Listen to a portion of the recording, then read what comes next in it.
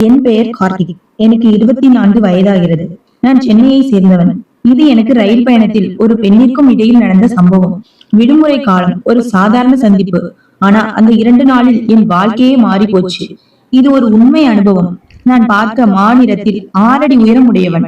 என்னை பார்ப்பவர்கள் எல்லாம் எனது உண்மை வயதை விட கூடுதல் என்று நினைப்பார்கள். அப்படிதான் என்னுடன் வந்த அந்த பெண்ணும் நினைத்தாள். அவள் பெயர் ராதிகா. அவளுக்கு 35 வயது. என்னை விட 10 வயது பெரியவள்.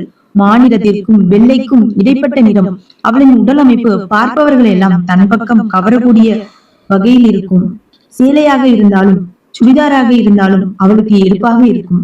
இப்பொழுதும் இளம் வயது பெண்களுக்கு நிகரான ஒப்பனை செய்து கொள்வதிலும் கடலை போடுவதிலும் நல்ல அனுபவம் உடையவள் போலவே நடந்து கொள்வாள். அதுதான் நான் அவளை ரசிப்பதற்கு காரணமாக அமைந்தது. அவளை முதலில் ஒரு சுற்றுலா பயணத்தில் பார்த்தேன்.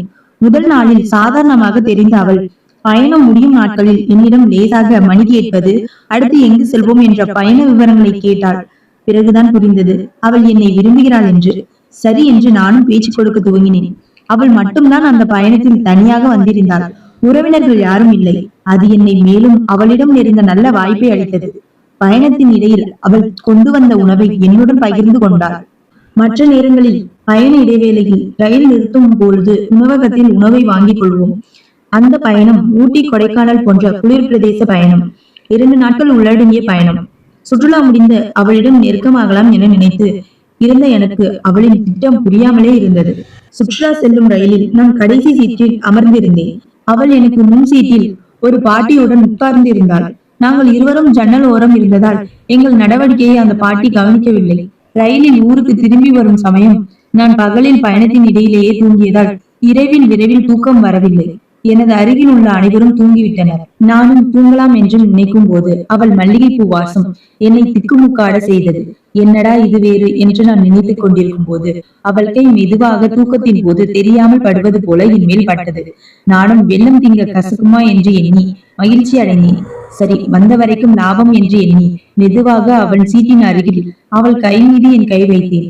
அவள் எதுவும் சொல்லாமல் இருந்தது எனக்கு மேலும் துணிவை தந்தது.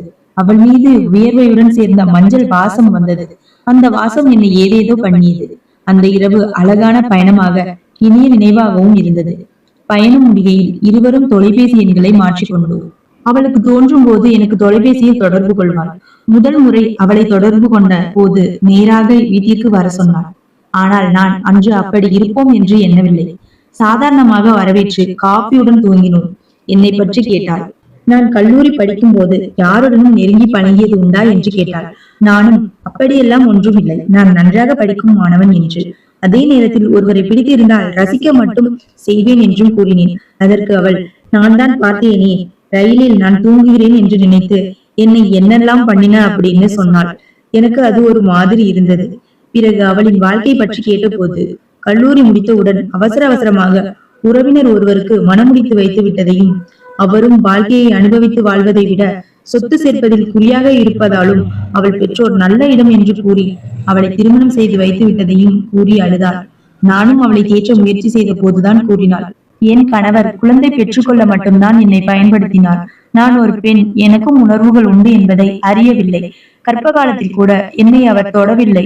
குழந்தைகள் பிறந்த பிறகு சொல்லவா வேண்டும், இரவில் அவர் மீது என் கை அல்லது கால் போட்டால் கூட எரிந்து விழுவார் என்று அவள் நிலையை கூறினாள்.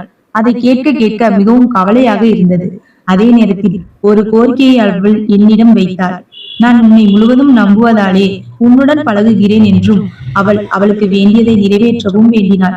இதையெல்லாம் கேட்டதும் எனக்கும் மனதிற்குள் அவளுடன் அவ்வாறு இருக்க வேண்டும் என்ற எண்ணம் தோன்றியது.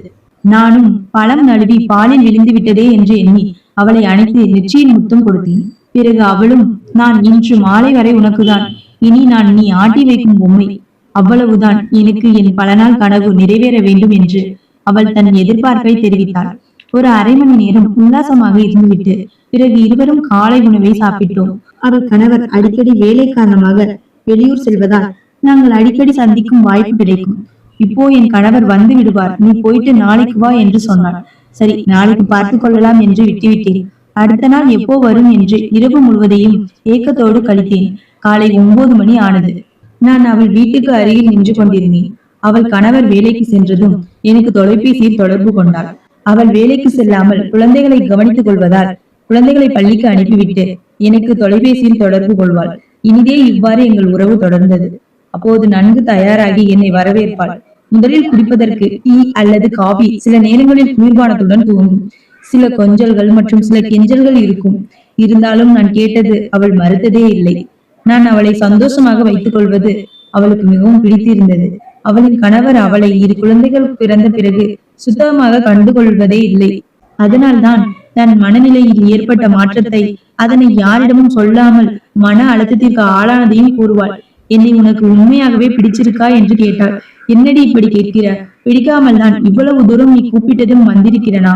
உன்னை ரொம்ப பிடிக்கும்டி, நீ என் தேவதைடி செல்லம் என்று கூறி அவளை அணைத்து முத்தம் கொடுத்தேன். அன்று அவளுக்கு என்னெல்லாம் ஆசை இருக்கோ அதையெல்லாம் ஒன்றொன்றாக கேட்டு நிறைவேற்றி வந்தேன். அவளும் கல்யாணம் ஆனதிலிருந்து நீ என் வாழ்க்கையில் வந்த அப்புறம் தாண்டா இவ்வளவு சந்தோஷமா இருக்கேன் என்று கூறினாள். அவள் கணவர் வேலை காரணமாக வெளியூர் போகும் சமயங்களில் 2 அல்லது 3 நாட்கள் ஒன்றாக இருப்போம். அப்போது அவள் குழந்தைகளை அவள் அத்தை வீட்டில் விட்டு விடுவாள், எங்கள் உறவுக்கு தொந்தரவாக இல்லாமல் இருப்பதற்கு. பிறகு நாங்கள் மகிழ்ச்சியாக இருப்போம். மதிய உணவு இடைவேளை வரை இது நடக்கும். பிறகு அவள் கையால் உணவருந்தி விட்டு நானும் வந்து விடுவேன். அவளும் அன்றாட வேலைகளை பார்க்க சென்று விடுவாள். இப்படி இருக்க ஒரு நாள் எங்கள் உறவு பற்றி அவள் கணவனுக்கு தெரிந்து பெரிய பிரச்சனையாகிவிட்டது.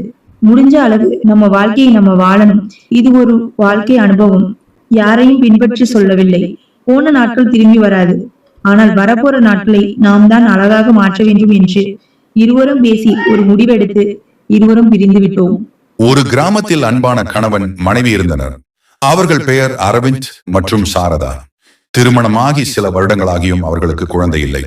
குழந்தை பாக்கியத்திற்காக இருவரும் பல கோவில்களுக்கு சென்று வேண்டிக் கொண்டனர். அவர்களின் பிரார்த்தனையின் பலனாக சாரதா கர்ப்பமடைந்தாள். அந்த குடும்பமே மிகுந்த மகிழ்ச்சியில் ஆழ்ந்தது. சில மாதங்களுக்கு பிறகு அவர்களுக்கு ஒரு அழகான பெண் குழந்தை பிறந்தது. குழந்தைக்கு அஞ்சலி என்று பெயரிட்டனர். அஞ்சலி வந்த பிறகு அந்த வீடே களை கட்டியது. அரவிந்த் தன் மகளை உயிராக நேசித்தான். வேலை முடிந்து வீட்டுக்கு வந்ததும் அஞ்சலியுடன் விளையாடுவதை வழக்கமாக கொண்டிருந்தான். சாரதா தன் மகளுக்கு தாலாட்டு பாடி கதைகள் சொல்லி வளர்த்தாள். அஞ்சலி வளர வளர அவளின் சுட்டித்தனமும் அழகும் அனைவரையும் கவர்ந்தன. அவள் பள்ளிக்கு செல்ல ஆரம்பித்தாள். படிப்பிலும் சரி விளையாட்டிலும் சரி அஞ்சலி சிறந்து விளங்கினாள். அரவிந்தும் சாரதாவும் தங்கள் மகளின் வளர்ச்சியை பார்த்து பெருமிதம் கொண்டனர். சிகிச்சைக்கான செலவு மிக அதிகமாக இருந்தது. அரவிந்த் தனது சேமிப்பு அனைத்தையும் செலவழித்தான். சாரதா தனது நகைகளை விற்றாள். நண்பர்கள் மற்றும் உறவினர்களிடமும் உதவி கேட்டனர். கிராம மக்களும் அவர்களுக்கு முடிந்த உதவியை செய்தனர். அஞ்சலியின் உயிரை காப்பாற்ற அவர்கள் கடுமையாக போராடினர். அவர்களின் விடாமுயற்சி மற்றும் அன்பின் காரணமாக அஞ்சலி மெல்ல மெல்ல குணமடைந்தாள். அவளின் ஆரோக்கியம் மேம்பட்டது. அந்த நாளை அவர்கள் ஒரு மறுபிறப்பாக கொண்டாடினர். இந்த நிகழ்வு அரவிந்த் மற்றும் சாரதாவின் பிணைப்பை மேலும் வலுப்படுத்தியது. அஞ்சலி அவர்களின் வாழ்க்கையில் ஒரு பெரிய பாடம் புகட்டினாள். பணம் மற்றும் பொருள் என்பதை விட உறவுகளின் மதிப்பு, அன்பு மற்றும் ஆரோக்கியமே மிக முக்கியம் என்பதை அவர்கள் உணர்ந்தனர். அஞ்சலி பெரியவளாகி ஒரு டாக்டராகி பலரது உயிரை காப்பாற்றும் சேவை செய்தாள். அஞ்சலி தன் பெற்றோருடன் பெண் பார்க்க வந்திருக்கும் குடும்பத்தினரை வரவேற்றாள். அவளுக்கு சற்று பதட்டமாக இருந்தாலும் அதை வெளியே காட்டிக் கொள்ளவில்லை. வந்திருந்தவர்களில் மணமகன் ஆதித்யாவும் இருந்தான். ஆதித்யா அமெரிக்காவில் மென்பொருள் பொறியாளராக பணிபுரிபவன். அவன் அஞ்சலியை பார்த்ததும் அவளின் இயல்பான சிரிப்பிலும் தன்னம்பிக்கையிலும் ஈர்க்கப்பட்டான். இரு குடும்பத்தினரும் பேசிக் கொண்டிருந்தனர். அஞ்சலிக்கும் ஆதித்யாவுக்கும் தனியாக பேச வாய்ப்பு கிடைத்தது. அவர்கள் ஒருவரை ஒருவர் பற்றி எதிர்கால திட்டங்கள் பற்றி பேசினர். அஞ்சலியின் எளிமையும் தெளிவும் ஆதித்யாவை பெரிதும் கவர்ந்தன. அதேபோல் ஆதித்யாவின் பொறுமையும் சிந்தனை தெளிவும் அஞ்சலிக்கு பிடித்திருந்தது. சில சமயங்களில் இந்த சந்திப்பில் எதிர்பாராத சவால்கள் வரலாம். உதாரணமாக ஜாதக பொருத்தம், கலாச்சார வேறுபாடுகள் அல்லது வேறு ஏதேனும் கருத்து வேறுபாடுகள். இவை அனைத்தையும் எப்படி சமாளிக்கிறார்கள் என்பதை கதையில் சேர்க்கலாம். நல்லது. ஜாதகம் மிக நன்றாக பொருந்திவிட்டது என்ற செய்தி அரவிந்த் மற்றும் சாரதாவுக்கு மிகுந்த மகிழ்ச்சியை அளித்தது. அஞ்சலியும் ஆதித்யாவும் ஒருவருக்கொருவர் பிடித்து போயிருந்த நிலையில் இந்த ஜாதக பொருத்தம் அவர்களின் மகிழ்ச்சியை மேலும் அதிகப்படுத்தியது. அடுத்த சில நாட்களில் இரு குடும்பத்தினரும் பேசி நிச்சயதார்த்தத்திற்கு நல்ல நாள் குறித்தனர். ஒரு எளிமையான ஆனால் அழகான விழாவாக நிச்சயதார்த்தம் நடைபெற்றது. அஞ்சலியும் ஆதித்யாவும் மோதிரம் மாற்றிக்கொண்டு புதிய வாழ்க்கையை தொடங்குவதற்கான முதல் அடியை எடுத்து வைத்தனர். அதன் பிறகு திருமணம் தேதி குறித்த பேச்சுவார்த்தைகள் நடந்தன. இரு குடும்பத்தினரும் இணைந்து கோலாகலமாக திருமணத்தை நடத்த முடிவெடுத்தனர். திருமண ஏற்பாடுகள் விறுவிறுப்பாக நடந்தன. அரவிந்த் தன் மகளின் திருமணத்திற்காக மிகவும் ஆவலுடன் அனைத்து வேலைகளையும் முன்னின்று செய்தான். சாரதா ஒவ்வொரு விஷயத்தையும் கவனமாக பார்த்து கொண்டாள். அஞ்சலியின் நண்பர்களும் உறவினர்களும் உதவ முன்வந்தனர். திருமண நாள் வந்தது. கிராமமே விழா கோலம் பூண்டிருந்தது. அஞ்சலி அழகிய பட்டுப்புடவையில் மின்னினாள்.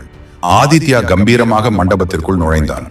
வேத மந்திரங்கள் ஒலிக்க, மேளதாளங்கள் முழங்க அஞ்சலி மற்றும் ஆதித்யா திருமணம் இனிதே நடைபெற்றது. அனைவரும் மணமக்களை வாழ்த்தினர். அஞ்சலி ஆதித்யாவுடன் அமெரிக்கா புறப்பட்டாள். ஆரம்பத்தில் சற்று பயமும் தயக்கமும் இருந்தாலும் ஆதித்யாவின் அன்பு அவளுக்கு ஆறுதல் அளித்தது. இருவரும் தங்கள் புதிய வாழ்க்கையை நம்பிக்கையுடனும் மகிழ்ச்சியுடனும் தொடங்கினர். அரவிந்த் மற்றும் சாரதாவுக்கு அஞ்சலியின் பிரிவு சற்று வேதனையாக இருந்தாலும் அவள் மகிழ்ச்சியாக இருப்பதை நினைத்து ஆறுதல் அடைந்தனர். அடிக்கடி காணொலி அழைப்பில் பேசி மகளுடன் தொடர்பில் இருந்தனர். அஞ்சலிக்கும் ஆதித்யாவுக்கும் திருமணமாகி சில மாதங்கள் கடந்திருந்தன. ஒரு நாள் அஞ்சலிக்கு உடல் ரீதியாக சில மாற்றங்கள் தெரிந்தன. ஆதித்யாவிடம் அதை சொல்ல இருவரும் ஒரு மருத்துவரை அணுகினர். சோதனைகளுக்கு பிறகு அஞ்சலி கர்ப்பமாக இருப்பதாக மருத்துவர் உறுதி செய்தார். அந்த செய்தியை கேட்டு அஞ்சலியும் ஆதித்யாவும் அளவில்லா மகிழ்ச்சி அடைந்தனர். அவர்கள் இருவரும் ஒருவருக்கொருவர் கட்டி தழுவி தங்கள் மகிழ்ச்சியை வெளிப்படுத்தினர். தங்கள் வாழ்வில் ஒரு புதிய அத்தியாயம் தொடங்கப் போவதை எண்ணி இருவரும் மிகுந்த ஆவலுடன் காத்திருந்தனர். இந்த இனிய செய்தியை உடனடியாக தங்கள் பெற்றோரிடம் தெரிவிக்க அஞ்சலி ஆசைப்பட்டாள். மறுநாளே ஆதித்யாவுடன் சேர்ந்து தன் பெற்றோரான அரவிந்த் மற்றும் சாரதாவுக்கு காணொலி அழைப்பு செய்தாள். அழைப்பை ஏற்றுக்கொண்டதும் அஞ்சலி வழக்கத்தை விடவும் உற்சாகமாக இருந்தாள். அப்பா, அம்மா, ஒரு முக்கியமான விஷயம் சொல்லணும் என்று ஆரம்பித்தாள். சாரதாவுக்கு ஏதோ ஒரு நல்ல விஷயமாக இருக்கும் என்று உள்ளுணர்வு சொல்லியது. அரவிந்த் புன்சிரிப்புடன், என்னம்மா அஞ்சலி, இவ்வளவு சந்தோஷமா இருக்க என்று கேட்டான். அஞ்சலி கண்கள் கலங்க மெல்லிய குரலில், நான் கர்ப்பமா இருக்கேனப்பா, அம்மா ஆக போறேன் என்று கூறினாள். அந்த செய்தியை கேட்டு அரவிந்த் மற்றும் சாரதா இருவரும் ஒரு கணம் உறைந்து போயினர். அடுத்த நொடியே அவர்கள் கண்களிலும் ஆனந்த கண்ணீர் வழிந்தது. சாரதா மகிழ்ச்சியில் குரல் தழுதழுக்க, அஞ்சலி, என் கண்ணு உண்மையாவா சொல்ற என்று கேட்டாள். ஆமாம் அம்மா, டாக்டர் உறுதி செய்துட்டார் என்றாள் அஞ்சலி. அரவிந்த், அடடா, எவ்வளவு பெரிய சந்தோஷமான செய்தி இது, எங்க ஆசை நிறைவேறிடுச்சு அஞ்சலி என்று பெருமிதத்துடன் கூறினான். ஆதித்யாவை பார்த்து, மாப்பிள்ளை, ரொம்ப சந்தோஷம்டா, 2 பேரும் பத்திரமா பாத்துக்கோங்க என்றார். அன்றைய தினம் அந்த 2 வீடுகளிலும் மகிழ்ச்சி வெள்ளம் கரை புரண்டது. பேரன் அல்லது பேத்தியை எதிர்நோக்கி அரவிந்த் மற்றும் சாரதா அடிக்கடி காணொலி அழைப்பில் அஞ்சலியுடன் பேசினர். அவளின் உடல் நலம் பற்றியும் என்ன சாப்பிட வேண்டும் என்பது பற்றியும் அக்கறையுடன் விசாரித்தனர். சாரதா தன் அனுபவங்களை அஞ்சலியுடன் பகிர்ந்து கொண்டாள். ஆதித்யா அஞ்சலியை மிகுந்த கவனத்துடன் கவனித்துக் கொண்டான். அவள் விரும்பியதை சமைத்துக் கொடுத்தான். மருத்துவமனைக்கு அழைத்துச் சென்றான். சில மாதங்கள் கழித்து அஞ்சலிக்கு ஒரு மருத்துவ பரிசோதனை நடைபெற்றது. அப்போதுதான் அவர்களுக்கு ஒரு இன்ப அதிர்ச்சி காத்திருந்தது. அஞ்சலிக்கு இரட்டை குழந்தைகள் பிறக்கப் போவதாக மருத்துவர்கள் தெரிவித்தனர். இந்த செய்தியை கேட்டு அஞ்சலியும் ஆதித்யாவும் ஆனந்த கடலில் மூழ்கினர். உடனே இந்த மகிழ்ச்சி செய்தியை அரவிந்த் மற்றும் சாரதாவிடம் பகிர்ந்தனர். அவர்களும் இரட்டிப்பு மகிழ்ச்சி அடைந்தனர். பிரசவ நாள் நெருங்கியது. அஞ்சலிக்கு பிரசவ வலி வர ஆதித்யா அவளை மருத்துவமனைக்கு அழைத்துச் சென்றான். நீண்ட காத்திருப்புக்கு பிறகு முதலில் ஒரு அழகான பெண் குழந்தையும் சில நிமிடங்களுக்கு பிறகு ஒரு சுட்டித்தனமான ஆண் குழந்தையும் பிறந்தன. அஞ்சலிக்கும் குழந்தைகளுக்கும் எந்த பாதிப்பும் இல்லாமல் சுகப்பிரசவமானது. அந்த நொடி அஞ்சலியும் ஆதித்யாவும் அடைந்த மகிழ்ச்சிக்கு அளவே இல்லை. ஒரு சேர ஒரு பெண் குழந்தையையும் ஒரு ஆண் குழந்தையையும் பெற்றெடுத்ததை எண்ணி மிகவும் ஆனந்தப்பட்டனர். தங்கள் குட்டி தேவதைகளையும் குட்டி இளவரசனையும் கைகளில் ஏந்திய போது அவர்களின் கண்களில் நீர் நிறைந்தது. பெற்றோரின் மகிழ்ச்சி இந்த செய்தி அரவிந்த் மற்றும் சாரதாவுக்கு தெரிவிக்கப்பட்ட போது அவர்கள் ஆனந்த கூச்சலிட்டனர். உடனடியாக அமெரிக்காவுக்கு புறப்பட ஏற்பாடு செய்தனர். பேரனையும் பேத்தியையும் நேரில் பார்த்தவுடன் அவர்கள் அடைந்த மகிழ்ச்சிக்கு எல்லையே இல்லை. அரவிந்த் குழந்தைகளை கொஞ்சி மகிழ்ந்தான். சாரதா குழந்தைகளுக்கு தாலாட்டு பாடி முத்தமிட்டாள். அஞ்சலி, ஆதித்யா, அரவிந்த், சாரதா என அந்த குடும்பம் முழுவதும் இரட்டை குழந்தைகளின் வருகையால் பெரும் சந்தோஷத்தில் ஆழ்ந்திருந்தது. அவர்களின் வீடு சிரிப்பொலியும் குழந்தைகளின் மழலை சத்தமும் நிறைந்திருந்தது. அதிசயம் நிகழ்ந்தது. இரட்டை வரமாய் பெண் குழந்தையும் ஆண் குழந்தையும் தாரமாய் ஆனந்தம் பொங்க குடும்பம் கொண்டாடியது. வாழ்வின் வரம் இது. மகிழ்ச்சி நிலைத்தது.